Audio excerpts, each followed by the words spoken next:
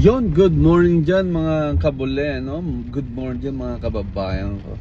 Anyway, mga kababayan ko, pag-usapan natin ng mundong Pilipinas. Anyway, mga kababayan ko, nakakalungkot lang at na masaya din, no? May malungkot at may masaya din. Or, alam nyo na. Anyway, mga kababayan ko, nagtagumpay sila. Tama sila yung mga siyam na senador na Cayetano Block.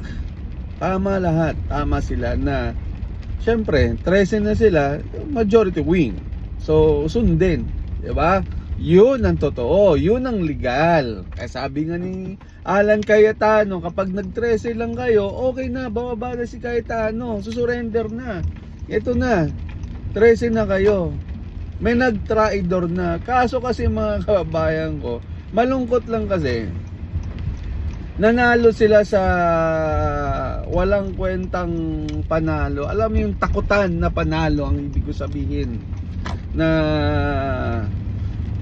ginagawa nila lahat para bumaliktad.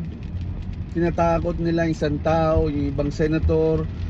Nakakalungkot mga kababayan kasi lahat kinakasuhan nila. Kasi may mga plano sila about dito sa impeachment ni BP Sara, mga kababayan ko, na talagang hindi ko ma-gets kung ano yung ibig nilang sabihin. Yung kapag 12 o 13 lang sila parang paramihan na lang, parang ganun ang mangyayari para ma-impeach lang si BP Sara. Parang ganyan ang gusto nila mangyayari. Pero hindi mga kababayan ko, alam naman natin na wala sa batas ang ginagawa nila. Kaya itong ginagawa nila talagang parang sa bagay, mga kababayan ko, malungkot lang kasi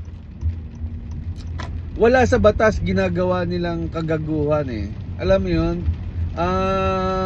Inaano nila yung batas na wala naman sa libro. At nakakainis lang kasi bendalo na naman ang nangyayari. Talagang inaano nila, na sabi ko nga sa inyo mga kababayan ko, hindi kayo si Duterte. Ang mali nyo lang, yung bendalo na ginagawa nyo sa korupsyon. Di ba? Sa korupsyon, hindi nyo dinaan sa kabutihan na tinatawag yung ginawa ni Duterte. Di ba? Yung sa inyo, hindi korupsyon, mga kababayan ko. So anyway, mga kababayan ko, nagtagumpay sila about dito sa 13. Mga nakakalungkot lang kasi ngayon kinakasuhan nila lahat, pati si Marcoleta, lahat, halos lahat, si Robin Padilla, yung dalawang magkakapatid na si Villar, di ba? Kinakasuhan nila lahat para mabawasan lang ang tinik sa lalamunan nila, o tinik kay BBM, o tinik sa sa flood control, mga kababayan ko. Kaya ito ginagawa ng mga hinayupak na to, mga kababayan ko. Nakakabwisit lang. At least, mga kababayan ko, ang kaginagandahan, nalaman ng buong Pilipinas o yung mga Pilipino kung ano ang katotohanan. Katulad nitong lumabas na 18 na Marines, yung pangalawa nila kahapon dyan sa EDSA, na si pinangungunahan ni Mike Defensor, saka ibang ibang kasama ni Mike Defensor. At least nalaman ng taong bayan kung talagang anong katotohanan, di ba? Na nandiyan pa yung si Arnold Flavio sa Anchor, di ba? Sino ba? Si Ramon Tulfo, yung mga kasabwat diyan. Tapos yung pag sa doon kay Tatay Digong, mga kababayan, sa pagplano, 'di ba? Ang mga nagplano doon sila Martin Romualdez, General Torre, si Trilling, sino ba? Dami nila. Ang dami nagplano doon, mga kababayan ko, para mawala lang sa landas nila o sa tinik nila si Tatay Digong. So naglabasan lahat, mga kababayan ko, na yung katotohanan talaga. At least alam natin. Alam nyo, mga kababayan ko, yung Pilipinas wala ng pag-asa about dito sa mga government. Halos lahat hawak ni BBM Alam nyo kung anong pag-asa ng Pilipinas? mga Pilipino, mga tao, mga kababayan ko. Tinatawag na yung magkagulo talaga yung mga tao na ano, yun ang inahantay natin mga kababayan ko. Yun ang inaantay natin, yung magkagulo, yung lalabas talaga yung mga milyong Pilipino para ibagsak si BBM mga kababayan. Kasi gulo-gulo na mga kababayan ko. Wala, talagang pinoprotektahan talaga nila. Nakita nyo naman ang mga pinagsasabi ng 18 na Marines na yan, na talagang garapalan ang korupsyon sa Pilipinas. Maleta, 'di ba? Dinideliver lang para sa mga hinayupak na to. Ganong kagarapal ang flood control. So anyway mga kababayan ko, nakakainis lang at nakakaano rin kasi ang inaano ko lang doon mga kababayan, tayo mga Pilipino, nalaman natin ang katotohanan. Ngayon, sila nakakaya kasi kasabwat sila lahat sa halos lahat kasabwat sila sa flood control. 'Di ba? Halos lahat. O sino pa ba nga sa itong sa mga majority nga ni Gatchalian diyan? 'Di ba? Sila Abugago o si Erwin Tulfo o Soto, andun lahat sa mga ano nila. O, 'di ba?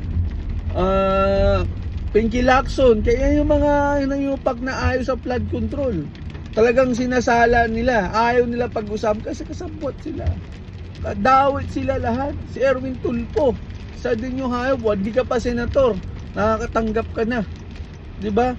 Maleta na nakukuha mo mga kababayan ko. Kaya ito, alam nyo, yung dalawang Rapi Tulfo sa Senado, mga kababayan ko, ginamit lang ang programa para makuha nila ang simpatya ng Pilipino. Kaya nanalo to. Ginamit lang tayo, pero mga kababayan ko, itong dalawang magkapatid na to, budol sa television nila, sa ano nila, mukha silang matino, pero dito mga kababayan ko, lumabas din ang katotohanan. Basura, tagapagtanggol sa mga korupsyon sa gobyerno. Kasi nakatanggap ng pera eh. 'Di ba? Nakatanggap ng maleta.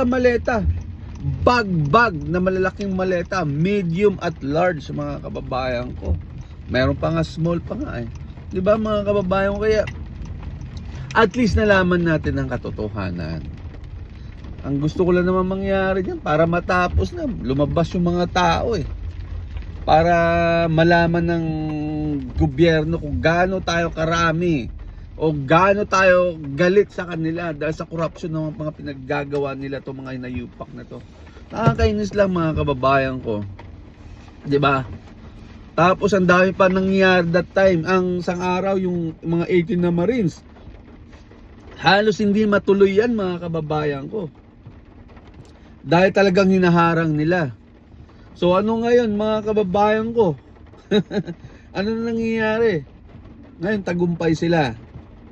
Tagumpay mga nayupak, pero siyempre mga Pilipino hindi pa rin papayag dyan. Talagang ginagawa talaga natin na hindi magtagumpay ang kasamaan sa Pilipinas, 'di ba? Especially ito si Bongbong Marcos, Martin Romualdez, mga salot sa gobyerno, mga kababayan ko. Mga hinayupak ang kakapal ng mga mukha nyo. Di na kayo nahiya kapag nakita kayo sa mga social media, tapos kapag naglalakad kayo, sisigawan kayo mga magnanakaw. 'Di ba? Okay lang 'yun, nasa inyo kapag nyari yan, pero nakakahiya. Kasi sisigawan kayo ng mga tao na magnanakaw. 'Di ba? Buong pamilya mo nakakahiya. Pati anak mo makakarinig na ganyan na magnanakaw. Dahil kayo ang sakim sa kapangyarihan. Kaya takot din kayo dito sa 2028 mga kababayan. Anyway mga kababayan ko, nakaka-stress lang talaga kasi sa nangyayari sa Pilipinas ngayon. talagang garapalan talaga. Especially ngayon dito sa Senado, talagang mga nakaraan na araw na nagdaan, talagang magulo dahil sa mga sitwasyon, 'di ba? Lahat ginagawa nila para hindi lang may pasok ang flood control na yan, ang usaping flood control. Although napasok nung una, at least nalaman natin mga kabayan ko yung katotohanan. Nalaman natin ang katotohanan kung ano. Tapos the second day, kahapon, na lumabas din ng 18 days. Pero ibang venue naman, at least nalaman ang katotohanan. Diba? Nagdagdagan pa si Arnold Flavio. Andun pa sila De Lima, dun sa mga ICC na yan. Hindi lang yan, yung isang ano pa, I forgot the name na anchor din, na kasama din dun. Anyway, mga kababayan, kayo na musga sa mga taong ito, no, mga basura sa gobyerno, wag tularan na.